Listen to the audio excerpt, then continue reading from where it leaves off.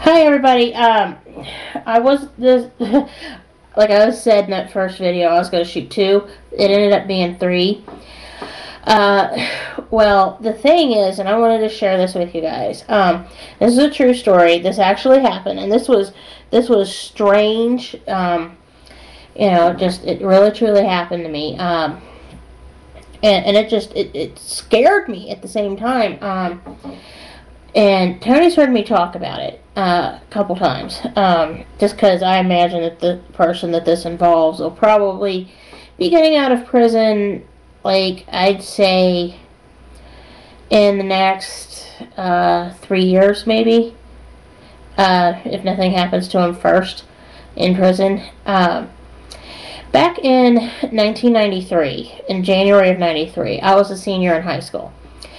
And I was in a bowling league with my friend Heather, who, if some of you have watched my previous videos, you would know she was not exactly the brightest bulb on the marquee. Okay, and what it is she and I, on this league, it was on Saturdays. We bowled. The last time we saw this guy that did this was, like, either that day or, like, the day before, or what have you. He was physically a teenager. He was our age, but mentally he was about 11, 12 years old, mentally. And his name was Gary Gamfer. This is a matter of public record, so, it's just not like I'm slandering anybody. It's just, saying what happened. What happened is he was playing hide and seek with a girl this one day. And what happened is she did something and provoked him, and he had a knife that was about this long from blade to hilt. I mean, just the whole thing was about this long.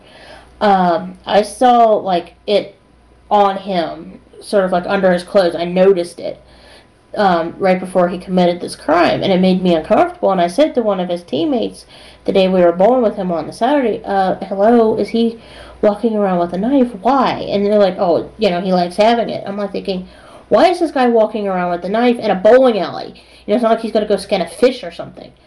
Well, anyway, like, within 24, 48 hours, he, killed this girl. Well, DNA testing that they just started using back in 1993 here in Kentucky, they found, like, a spot of blood that was, like, that big on his pants. And they pulled some off and was able to match this blood with the girl, and she was missing off in the woods, which is now a subdivision of either condos or apartments, I forget which. But it's like every once in a while I drive past and I'll think about that, and it creeps me out. Gary was a good guy from what I remember of him. It's just, like they say, it's these quiet ones sometimes you have to wonder about. But he and I, like I said, got along. I mean, we never had any problems. But what was ironic is, oh God, about 2003, we knew he was going to come, my mom and I knew he was going to come up for parole. And this is the crazy thing. My mom and I actually had a conversation about this at her house, and we were like, well, we think he's up for parole. And I said, I just got to thinking about that. And it's completely ironic because, like, 5-10 minutes later, there he is on the news, and they're talking about the fact that, he, murdered this girl, and, back in the day, and, he's up for parole. And I'm like, oh my God, talk about, as Robin would say from the Adam West Batman, holy irony. I mean, seriously. I mean, it's like the biggest wow.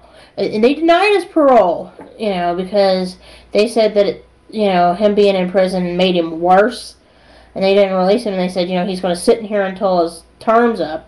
I forget how long they gave him, but I know it was like 20 years or something in that neighborhood.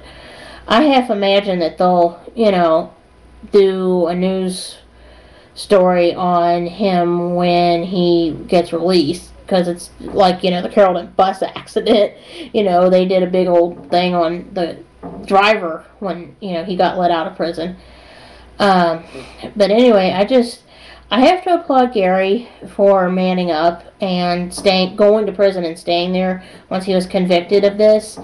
Because that's what I'm talking about, is being an adult enough to, take responsibility for your actions. And as far as what happened, like his first trial, in case you're curious, ended in a mistrial.